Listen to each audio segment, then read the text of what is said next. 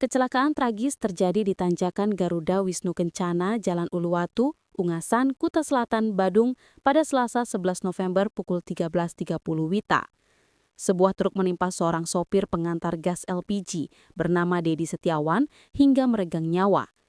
Tak hanya merenggut nyawa, truk Isuzu bernomor polisi BEK 8247EG tersebut juga menghantam warung rendang Pol sampai hancur.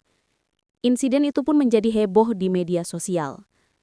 Informasi yang dihimpun, kronologi peristiwa nahas ini bermula ketika truk berwarna merah putih yang dikemudikan sopir bernama Iwayan Suardika bergerak dari arah utara menuju ke selatan.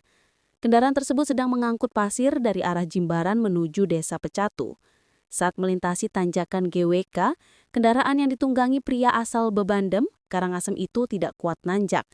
Alhasil, truk tersebut meluncur mundur dan menabrak trotoar, lalu menabrak sebuah warung rendang roll yang ada di simpang Jalan Pengulapan Jalan Uluwatu hingga akhirnya terguling.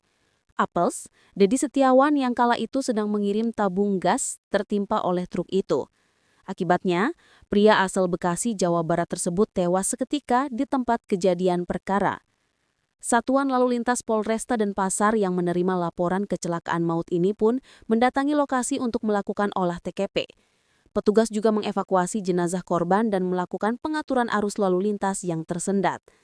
Satu unit ekskavator berukuran besar juga dikerahkan untuk mengevakuasi truk yang terguling. Dikonfirmasi mengenai kasus kecelakaan ini, Kasat Lantas Polresta Denpasar Kompol Yusuf Dwi Atmojo pun membenarkan